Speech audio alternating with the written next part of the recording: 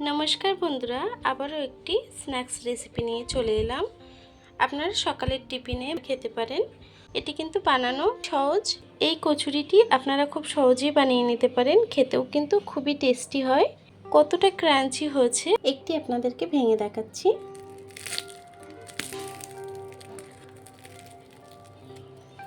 দেখুন কত সুন্দর হয়েছে। রেসিপিটি শুরু করা যাক। তার আগে আমার ভিডিওটি যদি ভালো লেগে থাকে চ্যানেলটিকে সাবস্ক্রাইব করতে ভুলবেন না। চলুন তাহলে রেসিপিটি শুরু করা যাক।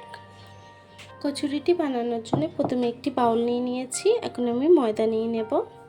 আমি 3 কাপ ময়দা নিয়ে নেব।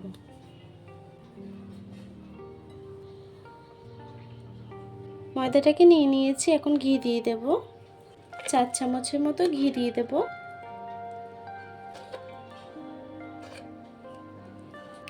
দেব সামান্য একটু নুন। ময়দাটাকে এভাবে একটু ময়ান দিয়ে আমি মেখে নেব। দেখুন বন্ধুরা, আমার ময়দাটি কিন্তু মাখা হয়ে গেছে। হাতে মুঠো করলেই এই দলা হয়ে আসছে, বুঝবেন ময়ানটা ঠিকঠাক হয়ে গেছে। এখন আমি জল দিয়ে ময়দাটাকে মেখে নেব।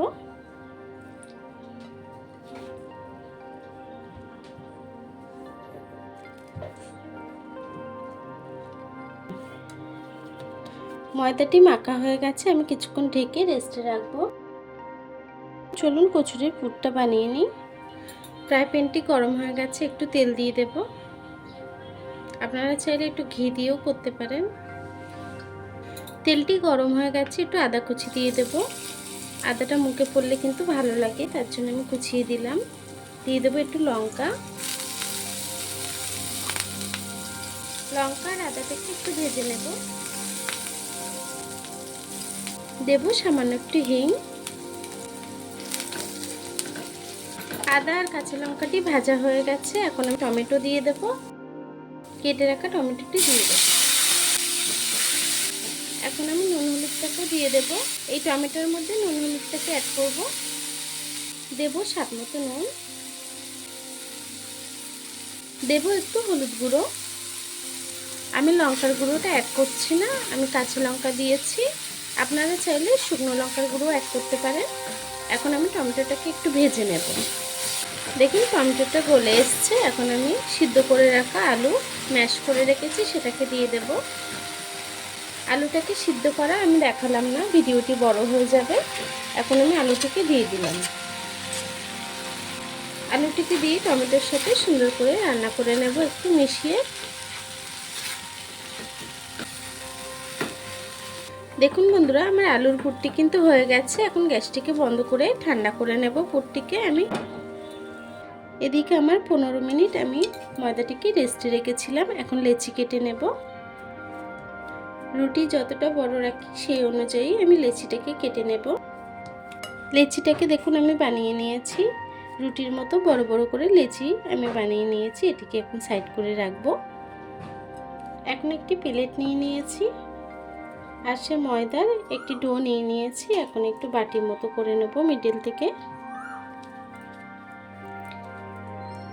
যে আলুর পুরটাকে বানিয়েছি সেটাকে দিয়ে দেব। আলুর পুরটা কিন্তু আমি প্রথমেই ঠান্ডা করে নিয়েছি। আলুর পুরটাকে দিয়ে মুখটাকে আমি এভাবে সিল করে দেব।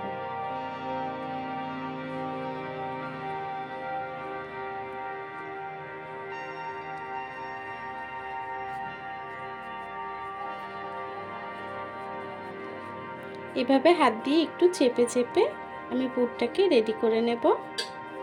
দেখুন আমার একটি পুর কিন্তু রেডি হয়ে গেছে। এভাবেই আমি বাকি পুরটিকে বানিয়ে নেব। আমি আরও একটি পুর আপনাদেরকে বানিয়ে দেখাচ্ছি কিভাবে বানাতে হবে।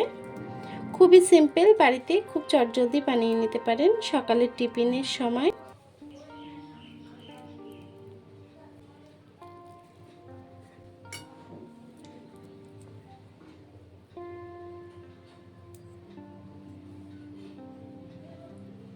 মুখটাকে ভালো করে সিল করে দেবেন।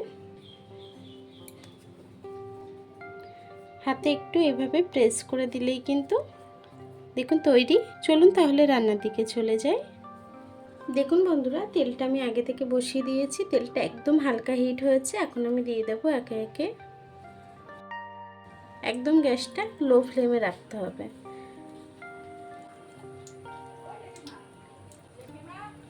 আমি হালকা হিটে রান্না করে নেব।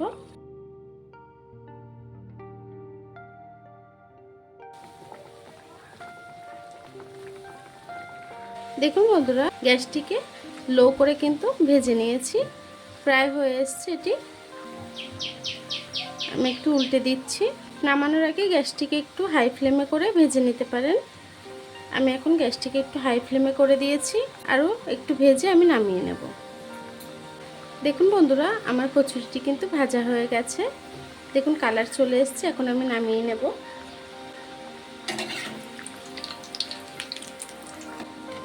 দেখুন কত সুন্দর কালার এসছে।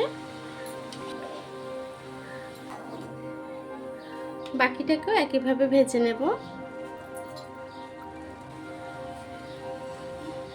এটার মধ্যে পুরটা একটু বেশি দিয়েছি বলে বড় হয়েছে অনেক।